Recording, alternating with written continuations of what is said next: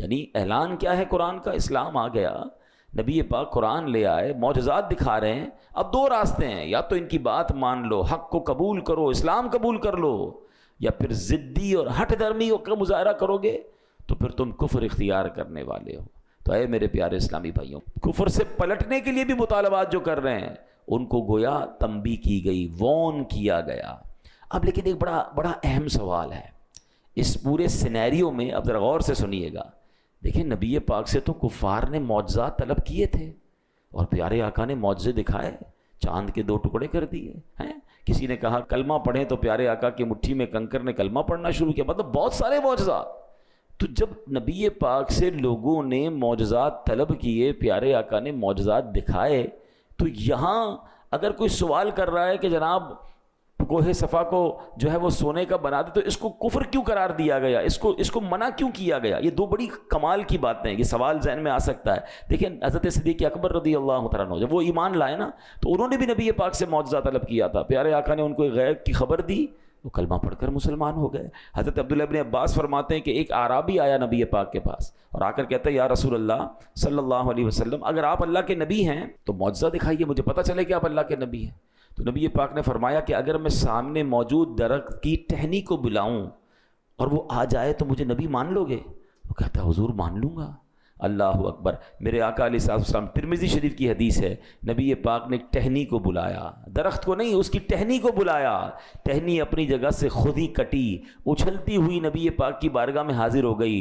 نبی پاک نے فرمایا اب واپس چلی جا. وہ واپس چلی گئی اور دوبارہ اسی طرح جا کر جڑ گئی اور وہ اعرابی کلمہ پڑھ کر مسلمان ہو گیا.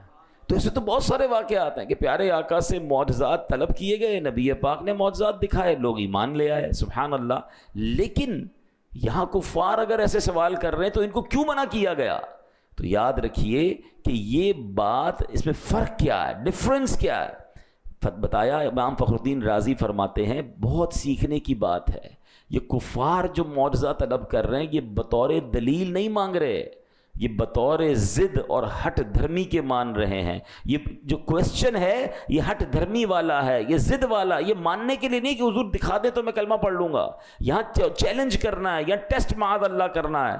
بات جو یہ کہہ رہے ہیں یہ کفر نہیں تھی، ان کا لہجہ گستاخانہ تھا، ان کا سٹائل گستاخانہ تھا، یہ طریقے ہٹ درمی والے تھے جو کفر کا حکم لگایا گیا. تو پتہ چلا ان کی ڈیمانڈ پر کفر کا حکم نہیں ہے، ان کے سٹائل پر، ان کے لہجے پر، ان کا گستاخانہ جو رویہ ہے اس پر کفر کا حکم لگایا گیا. قرآن کیا کہتا ہے؟ وَمَن يَتَبَدَّلِ الْكُفْرَ بِالْإِيمَانِ فَقَدْ ضَلَّ سَوَاءَ السَّبِيلِ. اور جو ایمان کے بدلے کفر اختیار کرے وہ سیدھے راستے سے بھٹک گیا. گویا فرمایا کیا جا رہا ہے، جو تو ماننے کی نیت سے آئے گا تو میرے آقا چاند کو 2 ٹکڑے کر کے بھی دکھا دیں گے. اگر گستاخانہ لہجے اپناؤ گے تو رسول ذیشان علیہ الصلوۃ والسلام کے حضور ضد و ہٹ دھرمی کرو گے تو یہ لہجے قبول نہیں ہوں گے. یہ کفریہ انداز ہے، یہ کفر کا طریقہ ہے. سیدھی راہ سے بھٹکے ہوئے لوگ ایسا کرتے ہیں. تو پتہ چلا کہ بعض اوقات لفظ ٹھیک ہوں، سچے ہوں، مگر لہجہ گستاخانہ ہو جائے اس سے بھی گستاخی ہو جایا کرتی ہے. جب بات اللہ کی کرنی ہے نا، اللہ کے رسول کی کرنی ہے، انبیاء کی کرنی ہے، اہل بیت کی کرنی ہے، صحابہ کی کرنی ہے، اللہ کے پیاروں کی کرنی ہے، تو لہجہ بھی نرم رکھنا ہے، لہجہ بھی ادب والا رکھنا ہے. ہاں بعض اوقات بندہ کہتا ہے بات تو صحیح کر رہا ہے، صرف بات نہیں لہجہ کیسا تھا. کوئی اپنے والد کو کہے اے میری ماں کے شوہر ادھر آ، تو بات تو ٹھیک ہے، ماں کا شوہر ہی ہے والد، آپ کیا کہیں گے اتنا بے ادب ہے؟ وہ کہے گا کہاں بے ادب ہوں بھائی، ماں کا شوہر ہی تو ہے. نہیں، والد صاحب کہیں گے، ابو جان کہیں گے. اچھا یہ باتیں والد کے لیے سمجھ آ رہی ہیں، سب کو سمجھ آ رہی ہیں. تو جو ساری کائنات کے آقا ہیں، اللہ کے حبیب ہیں، ان کی بارگاہ میں بات کا انداز کیا ہوگا؟ ان کی آل کے بارے میں کیا انداز ہوگا؟ ان کے صحابہ کے بارے میں غور کرنے والی بات. تو یہ قرآن ہمیں گویا ادب سکھا رہا ہے کہ میرے محبوب سے ایسے سوال نہ کرو. ایسے سوال کرنے والے، یہ انداز اختیار کرنے والے تو کفریہ انداز ہے. قرآن گویا سبحان اللہ ہمیں کیا خوبصورت ادب کی تعلیم دے رہا ہے. اب ذرا اس کو سمجھیے گا. اللہ کے بہت بڑے عظیم نبی ہیں حضرت موسیٰ علیہ السلام. حضرت موسیٰ کی بڑی شان ہے. قرآن میں سب سے زیادہ ذکر اگر کسی نبی کا ہے نا تو وہ حضرت موسیٰ علیہ السلام اولو العزم رسولوں میں سے آتے ہیں. آپ نے اللہ سے ایک بار بڑی پیارے انداز میں ریکویسٹ کی, اے رب مجھے اپنا جلوہ دکھا دے تاکہ تیرا دیدار کر لوں. تمنا کیا ہے؟ اللہ کو دیکھنا ہے. ارشاد کیا ہوا؟ لن ترانی, تو مجھے ہرگز نہ دیکھ سکے گا. مگر پھر بھی اپنی ایک تجلی دکھائی رب نے, کوہ طور پر اپنی تجلی نازل کی. ٹھیک ہے, ریکویسٹ ہوئی, کچھ نہ کچھ عطا کیا گیا. ایسا ہی ایک مطالبہ کیا تھا حضرت موسیٰ کی قوم نے, قرآن اس کا بھی ذکر کرتا ہے, یا موسیٰ لن نؤمن لک حتی نری اللہ جہرا, اے موسیٰ ہرگز تمہارا یقین نہ کریں گے جب تک اعلانیہ خدا کو نہ دیکھ لیں. مطالبہ تو یہ بھی یہی تھا, اللہ کو ہی دیکھنا تھا نا, حضرت موسیٰ نے بھی دیکھنا تھا. ادھر تجلی دکھائی جا رہی ہے, یہاں کیا ہوا؟ قرآن جواب دیتا ہے. انداز یہاں ڈیمانڈ کیا تھی؟ اے اللہ تیرا دیدار کرنا ہے, نہیں ہم دیکھیں گے تو ایمان لائیں گے ورنہ ایمان ہی نہیں لائیں گے. اسٹائل چینج ہے نا, انداز چینج ہے, چیلنجنگ ہے, گستاخانہ ہے. کیا ان کو بھی جلوہ دکھایا گیا کہ انہیں بھی تجلی دکھائی گئی؟ قرآن کہتا ہے ان کا کیا حال ہوا؟ فَأَخَذَتْكُمُ الصَّاعِقَةُ وَأَنْتُمْ تَنظُرُونَ, تو تمہارے دیکھتے ہی دیکھتے تمہیں کڑک نے پکڑ لیا, یعنی ان پر عذاب نازل کیا, ان پر ایسا عذاب نازل کیا کہ ان کو تباہ کر دیا گیا. مطالبہ دیدار کا تھا مگر عذاب آیا. بات سمجھ آ رہی ہے؟ انداز گستاخانہ تھا, انداز چیلنجنگ تھا, انداز کچھ اور تھا. بات بعض اوقات ٹھیک کرتے کرتے لوگ انداز گستاخانہ اختیار کر لیتے ہیں. یہ تبدیلی لانی ہے ہمیں. جب بھی اس طرح کی بات کرنی ہے اللہ رسول اور اللہ کے پیاروں کی ادب کے ساتھ. اور ادب یاد رکھیے گا یہ ادب والوں کی طرف سے ملتا ہے. آپ با ادب لوگوں کے ساتھ رہیں گے نا تو پھر با ادب آپ بنیں گے. آپ بیٹھتے ہی ان کے ساتھ ہیں جو جارحانہ گفتگو کرتے ہیں, بے ادبی والی بات کرتے ہیں. آپ چیک کریں کہ آپ نے بیان بھی اس کا سننا ہے, آپ نے بیٹھنا بھی اس کی صحبت میں ہے کہ جب وہ اللہ کا نام لیتا ہے تو اس کا انداز کیا ہوتا ہے, جب وہ رسول کریم علیہ الصلوۃ والسلام کا نام لیتا ہے تو اس کا سٹائل کیا ہوتا ہے, ادب والا, پیار والا. صحابہ اہل بیت اولیاء کا ذکر ادب کے ساتھ کرتا ہے یا معاذ اللہ جارحانہ انداز ہے؟ وہ خود تو ڈوبے گا, ہمیں بھی ڈبا دے گا. ہمیں کیا کرنا ہے اس کے ساتھ؟ یہ قرآن کے ذریعے میں آپ کو گویا یہ پوری بات اب سمجھا رہا ہوں. اے میرے پیارے اسلامی بھائیوں, اب ایک بات یاد رکھیے گا, علم نفسیات میں ایک ٹرمینالوجی ہوتی ہے آرگیومنٹیٹیو پرسنالٹی. کچھ لوگ ہوتے ہیں جن کا مزاج ہی جو نا جھگڑالو ہوتا ہے, اس کا ہر بات میں اس کا سٹائل ہی جھگڑا والا ہوتا ہے. یہ باقاعدہ ایک پرسنالٹی کی کیٹیگری ہوتی ہے. حق اور سچ بات پر ان کے لیے ان کے سامنے جتنے بھی دلائل قائم کر لینا یہ بس کیڑے ہی نکالتے رہیں گے, کسی صورت ماننا ہی نہیں ہے, بس شرطیں لگاتے رہیں گے. یار بات تو تم ٹھیک کر رہے ہو مگر یہ کر لو نا پھر مانوں گا, یہ کرو گے تو پھر مانوں گا, اچھا اس کو بدل لو پھر مانوں گا, جو آپ لے کر گئے وہ نہیں ماننا. وہ انداز ہی یہ ہوتا ہے. ایسے لوگوں کو کیا کہتے ہیں؟ آرگومنٹیٹیو پرسنالٹی, جھگڑالو مزاج بندہ. غیر مسلموں کی بھی یہی طبیعت تھی. اگر اللہ نہ کرے ہم میں سے کسی کی طبیعت ہے ماننے میں مشکل لگتا ہے, ایکسیپٹ کرنا مشکل لگتا ہے, بدلیں اپنی طبیعت کو. غیر مسلموں کا انداز کیا تھا؟ شرطیں لگاتے تھے. قرآن میں اس کا بھی ذکر ہے, ائتی بقرآن غیر ھذا, اس کے علاوہ کوئی اور قرآن لے آؤ. یعنی چلو بات ٹھیک ہے, مان لیتے ہیں آپ بات صحیح کر رہے ہیں, مگر ایسا کرو اس کے علاوہ کوئی اور قرآن لائیں, پھر آپ کی بات مانیں. خامخواہ یعنی کوئی ایسی بات کرنی ہے کہ پہلے میری مانو پھر تمہاری مانوں گا. حق نہیں ماننا, سچ نہیں ماننا, آلویز آرگیومنٹ. ایک جگہ کہا او بدل ہو, یہ اسے تبدیل کر دو. قرآن تم لائے ہو نا, اس کو تھوڑا چینج کر دو پھر مانیں گے. معاذ اللہ نبی پاک سے اس طرح کے آرگیومنٹ کیا کرتے تھے. اللہ اکبر, یہ کیسی بدبختی ہے. قرآن آ چکا ہے, دلائل قائم کر دیے, حق واضح ہو گیا, اب مان لو. خواہ بہانے لگانا یہ کہاں کی عقل مندی ہے؟ اے میرے پیارے اسلامی بھائیوں, الٹے پلٹے مطالبے کرتے رہتے. اللہ پاک نے فرمایا ام تريدون ان تسألوا رسولکم کما سئل موسیٰ من قبل, کیا تم یہ چاہتے ہو کہ تم اپنے رسول سے ویسے ہی سوال کرو جیسے پہلے موسیٰ سے کیے گئے؟ تو بار بار یہ اس آیت میں سمجھ کیا آ رہا ہے کہ جیسے نبی پاک فرما رہے مان لو, لبیک کہو, ایکسیپٹ کرو, فالو کرو. یہ میرے حبیب سے کوسچنز مت کرو جیسے حضرت موسیٰ سے کیے تھے. اور یہی اسلام لانے کے بعد میری اور آپ کی ذمہ داری ہے. ہم ایمان والے ہیں. اے میرے پیارے اسلامی بھائیوں, بڑی پیاری بات ہم امیر علیہ سنت سے سنتے ہیں, اسی منن والے ہیں, سوچن والے نہیں ہیں. ہاں آج کل کیا پرابلم ہو گئی ہے, آج کل بہت کچھ زیادہ ہی پڑھے لکھے ہو گئے نا, تو اب کہتے ہیں یار یہ قرآن کا حکم کیوں ہے, اللہ نے یہ حکم کیوں نازل کیا, حدیث میں یہ آرڈر کیوں آیا, اس کی لاجک بتائیں. آج لوگ قرآن کے اندر لاجک, اپنے نبی پاک علیہ الصلوۃ والسلام کی طرف سے اگر شریعت کے احکام ملے ہیں اس پر لاجک پوچھ رہے ہیں. ہمارا کام لاجک ڈھونڈنا نہیں ہے، ہمارا کام ماننا ہے. یہ کفار کا طریقہ تھا، یوں کر دو تو مانیں گے، یوں کر دو تو مانیں گے. مجھے کسی نے کہا جناب یار یہ قرآن کے جو احکام ہے اس کی لاجک، میں نے کہا پہلے ایک بات بتائیں، ہم ایمان لائے ہیں، اللہ کو دیکھا ہے ہم میں سے کوئی جس کی اللہ سے ملاقات ہوئی ہے؟ جب بے دیکھے رب کو مان لیا، ہم نے تو جبریل سے ملاقات نہیں کی. ہمارا ایمان یہ ہے کہ جبریل امین قرآن لے کر آئے، ہم نے قرآن ان کو لاتے ہوئے نہیں دیکھا، ہم نے نبی پاک سے بھی ملاقات نہیں کی ہے.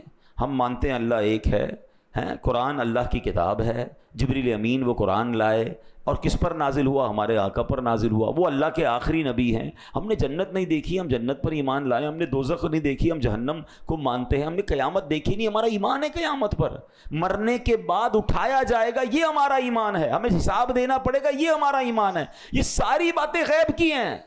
جب اتنی بڑی بڑی غیب کی باتیں مان لی تو اب چند احکام پر لاجک کیوں ڈھونڈنے نکلے ہو؟ یہ شیطان کا وار ہے، انسان کو اس بحث میں الجھاتا ہے کہ وہ پریشان ہو جائے کہ یار اللہ نے یہ کیوں فرمایا تھا. کیونکہ جب کسی کا آرڈر نہیں مانے گا تو پھر آگے جا کے اس پرسنالٹی کو بھی نہیں مانے گا. یہ ابتدا ہوتی ہے کہ آپ کو پہلے شریعت کے کچھ احکام میں کنفیوز کرتا ہے شیطان کہ یار یہ عورت کو ایک حصہ کیوں ہے ورثے میں، مرد کو 2 کیوں ملتے ہیں، یہ طلاق کا حق مرد کے پاس کیوں ہے. اب یہ وہ سوالات کریٹ کیے جا رہے ہیں کہ اس کی لاجک کیا ہے. شریعت نے کیوں کہ معاذ اللہ مسلمان کہلانے والے بعض اوقات اسلام کے کچھ احکام کو کہتے ہیں ظلم ہو رہا ہے، یہ مجھے سمجھ نہیں آ رہا. میری اور آپ کی سمجھ کیا ہے؟ پھر اللہ کو کیسے مان لیا؟ اللہ سمجھ آ گیا تمہیں؟ غور کریں، ہم غیب پر ایمان لائے ہیں، ہمیں سمجھ آئے نہ آئے، ہمارا یقین ہے کہ اللہ ایک ہے، وہ وحدہ لا شریک ہے، اس کی کوئی اولاد نہیں ہے، اس کا کوئی شریک نہیں ہے، کسی سے پیدا نہیں ہوا ہے. یہ ایمان کی پختگی ہے نا. جب اتنا کچھ مان لیا تو اب شریعت کے احکام میں یہ کوشچن کرنا، کنڈیشنز لگانا، یہ کفار کا طریقہ، اور پھر اس میں لہجہ بھی گستاخانہ، وہ اور بات جو ہے وہ خطرناک ہو جاتی ہے. اے میرے پیارے اسلام بھائی، اب میں کچھ واقعات آپ کو بتاتا ہوں. دیکھیں، ہم سے زیادہ عقل مند صحابہ کرام تھے، ہم سے زیادہ الحمدللہ ویژنری وہ تھے، کیونکہ صحبت کس کی ملی تھی؟ سرکار دو عالم علیہ السلام کی. مگر look at the way of اوبیڈینسی، ان کا فرما برداری والا انداز کیسا تھا. یاد رکھیے، شراب پہلے حرام نہیں تھی. اسلام کے ابتدائی سالوں میں شراب حلال تھی اور لوگ بڑے شوق سے شراب پیا کرتے تھے. مگر اب اللہ پاک نے شراب کو حرام قرار دیا. اب کیا قرآن میں نازل ہوا؟ یا ایھا الذین آمنوا انما الخمر والمیسر والانصاب والازلام رجس من عمل الشیطان فاجتنبوہ لعلکم تفلحون. قرآن کیا کہتا ہے؟ یہ اب آج کے دور کے لوگ بھی ذرا غور سے یہ آیت قرآن کی سمجھ لیں. ایمان والوں کو ڈائریکٹ اللہ نے فرمایا ہے. یہ ان آیتوں میں سے آیت ہے جس میں ڈائریکٹلی اللہ نے ہم سے بات کی ہے. ڈائریکٹلی مجھ سے اور آپ سے کیا فرمایا ہے؟ ایمان والو، شراب اور جوا اور بت اور قسمت معلوم کرنے کے تیر ناپاک شیطانی کام ہی ہیں، تو ان سے بچتے رہو تاکہ تم فلاح پاؤ. یاد رہے، یہ آیت نازل ہونے سے پہلے شراب حلال تھی، حرام نہیں تھی. اب کیا ہوا؟ ایک گھر میں کچھ صحابہ بیٹھے تھے اور شراب چل رہی تھی کیونکہ حلال تھی. اب قرآن کی آیت ان تک نہیں پہنچی. گلی میں اعلان ہوا، جیسے ہی حکم آتا تھا نا تو صحابہ اعلان کرتے تھے، اے لوگوں یہ آرڈر آ گیا ہے، یہ حکم آ گیا اللہ کی طرف سے. اعلان ہوا بے شک شراب حرام کر دی گئی ہے. بس یہ اعلان سنا انہوں نے، ہاتھوں میں شراب کے برتن ہیں. اسی وقت وہ ساری کی ساری شراب جو ہے، اب اگلا گھونٹ نہیں پیا. شراب حرام، حالانکہ فیوریٹ ڈرنک ہے، اس کو جناب گلیوں میں بہا دیا، برتن توڑ دیے شراب کے. اللہ اکبر. ہم جیسا آدمی آج کے دور میں ہوتا، یا چیک تو کرو خبر ٹھیک ہے کہ نہیں، یہ کیوں نازل ہوا ہے، اس کے پیچھے لاجک کیا ہے، کل تک تو حلال تھی آج کیسے حرام ہو گئی. ابھی تو لوگ بحثیں کر رہے ہیں نا. نہیں، منن والے، سوچن والے نہیں. صحابہ کرام نے برتن بھی توڑ دیے، مکے کی گلیوں میں شراب بہا دی، اس کے بعد ہاتھ بھی نہیں لگایا.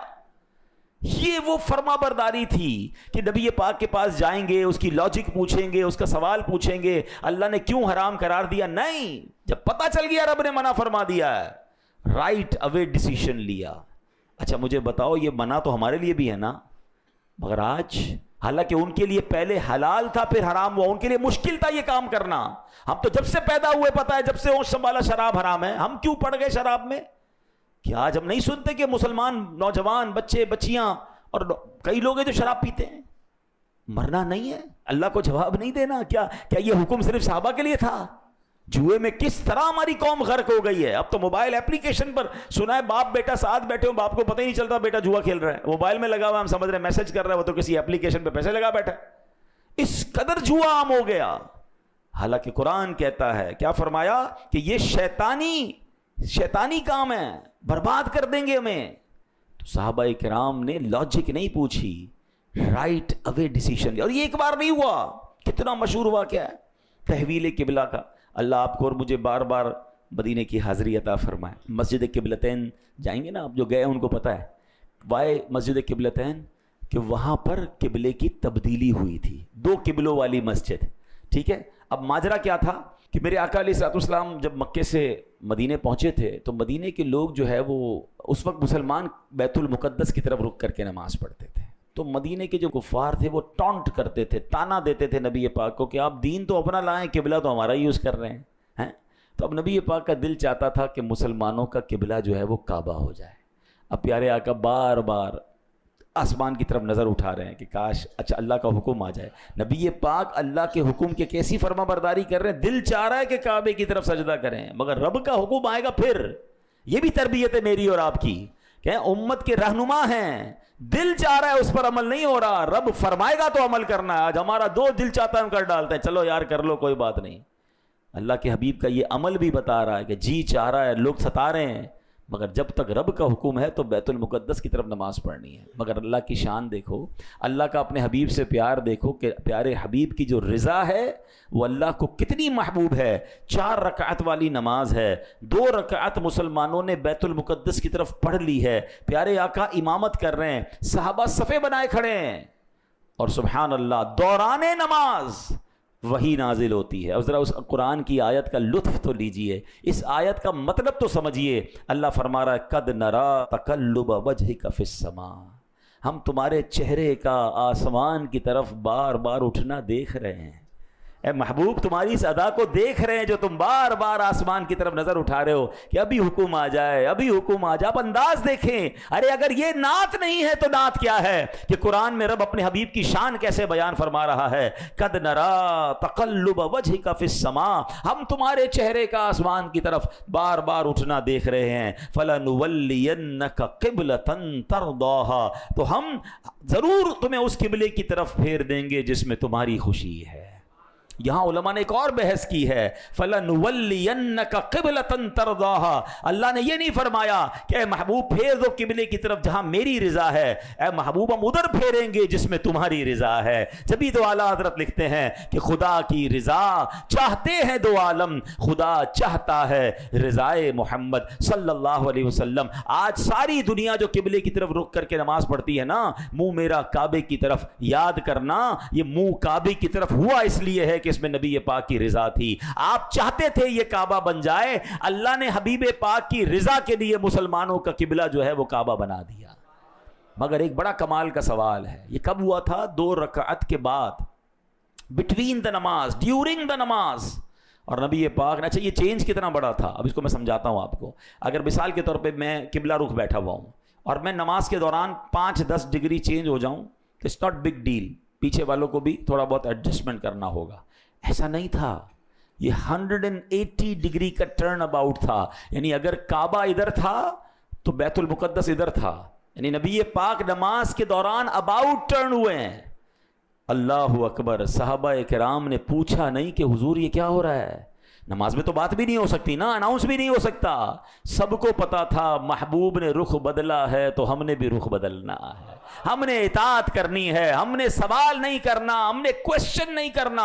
سبحان اللہ, سارے صحابہ نے رخ بدل لیا. نبی پاک نے آگے آ کر پھر 2 رکعت امامت جو ہے وہ کعبے کی طرف کی, مسجد قبلتین. آج بھی وہ کہانی سنا رہی ہے. جائیے مدینہ منورہ میں, ایک محراب ادھر ہے, دوسری محراب اس کے بالکل اپوزٹ ہے, اور بتایا جاتا ہے کہ ادھر نماز ہو رہی تھی اور دوران نماز یہ اباؤٹ ٹرن ہوا. اب بڑا لاجیکلی کوسچن ہے, مجھے آج مسجد میں عصر کی نماز کا وقت بدلنا ہو, اعلان کرنا پڑتا ہے کہ جناب اب عصر کی نماز 15 منٹ کے بعد ہوگی, بغیر اناؤنسمنٹ کیے کوئی جماعت کا وقت بدل دے, نمازی ناراض ہو جاتے ہیں کہ جناب یہ کیا بات ہوئی, آپ کو پہلے بتانا چاہیے تھا, ہماری جماعت چلی گئی ہے. ایک جماعت کا وقت بدلنے کے لیے آپ کو اعلان کرنا پڑتا ہے. سوال لاجیکلی یہ ہے, قبلے کا رخ بدلنا تھا. ارے بھائی ظہر سے پہلے اعلان ہو جاتا، ظہر کے بعد اعلان ہو جاتا، عصر کی نماز میں قبلہ چینج ہوتا. یہ دوران نماز قبلہ کیوں چینج ہوا؟ کوئی اعلان نہیں، کوئی اناؤنسمنٹ نہیں، صرف نبی پاک کو معلوم ہے کہ قبلہ بدلا ہے. صحابہ پر تو وہی نہیں آئی تھی، اللہ کے حبیب نے رخ بدلا ہے. یہ رہتی دنیا کو میسج دینا تھا کہ میرے نبی کے صحابہ فرما برداری کیسے کرتے ہیں، فالو کیسے کرتے ہیں، سرکار کی بات کو کیسے مانتے ہیں، اسلام کے حکم پر چوں چرا نہیں، لاجک تلاش نہیں کرتے، وہ لبیک کہہ کر اس پر عمل کرتے ہیں، وہ ایکسپٹ کرتے ہیں. اب سوال ہم سب سے ہے وہی قرآن کی بات جو ہم نے شروع میں سیکھی تھی کہ جب شریعت کا حکم آ جائے، اللہ رسول کی بات آ جائے تو وہاں لاجکس، وہاں کوسچن، وہاں آرگیومنٹ نہیں ہوتے، وہاں بات کو ماننا ہوتا ہے، ایکسپٹ کرنا ہوتا ہے. سبحان اللہ. صحابہ کی وہ فرما برداری ہمیں بتا رہی ہے.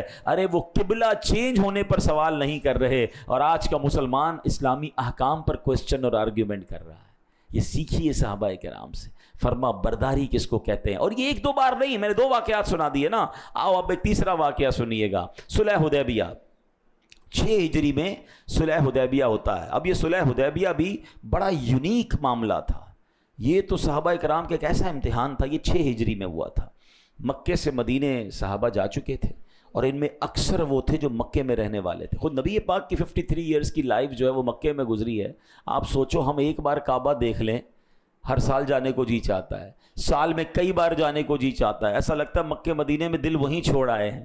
وہ شاعر لکھتے ہیں نا، ہم مدینے سے اللہ کیوں آ گئے، قلب حیران کی تسکین وہیں رہ گئی، دل وہیں رہ گیا، جاں وہیں رہ گئی، خم اسی در پہ اپنی جبیں رہ گئی. وہ خود آ جاتا ہے مگر دل مکے مدینے میں چھوڑ آتا ہے، جس کا دل زندہ ہوتا ہے. کچھ لوگ بدقسمتی سے ایسے ہوتے ہیں کہ مکے مدینے جا کر وہاں سے بھاگنے کی باتیں کر رہے ہوتے ہیں، آ کر کہتے ہیں اب نہیں جاؤں گا بھائی، بہت رش ہوتا ہے. معاذ اللہ، ان کو وہاں جانے میں تکلیف محسوس ہو رہی ہوتی ہے. ان بد نصیبوں کو اپنے دل کا علاج کروانا چاہیے، ورنہ خدا کی قسم مکہ مدینہ تو وہ جگہ ہے کہ بندہ جتنی بار جائے جی بھرتا نہیں، بلکہ وہیں رہنے کو، وہیں مرنے کو جی چاہتا ہے. اس سے اچھی جگہ کون سی ہے؟ لیکن اب جنہوں نے زندگی مکے میں گزاری ان کو مکے سے نکال دیا گیا، بڑی تکلیف کے ساتھ مدینے گئے تھے. 1400 صحابہ عمرہ کرنے آئے، مگر عمرہ نہیں کرنے دیا گیا. حدیبیہ مکے کے قریب ہے، ان کو انٹرسیپٹ کیا گیا. بڑی شرائط طے ہوئیں، بڑی کوشش ہوئی کہ بھئی احرام بھی پہن لیا ہے، اب تو مکے جانے دیا جائے، مگر نہیں جانے دیا گیا. نبی پاک نے بھی احرام اتارا، صحابہ نے بھی احرام اتارا، جو بھی قربانی وغیرہ کرنی تھی یہ واپس گئے. بڑا عجیب واقعہ ہے، مگر یہ اللہ کی شان ہے کہ اس کے بعد مسلمانوں کو کیسے فتح نصیب ہوئی. مگر اس میں ایک اور واقعہ بھی ہوا تھا جو شاید بہت سارے لوگوں کو نہیں پتا. صحابہ میں سے بہت بڑی تعداد صحابہ کی وہ تھی جن کو شکار کی عادت تھی. وہ روز شکار کرتے تھے، ظاہر شکار کر کے کھانا کھاتے تھے، اپنے روزمرہ کے معاملات دیکھتے تھے. احرام کی حالت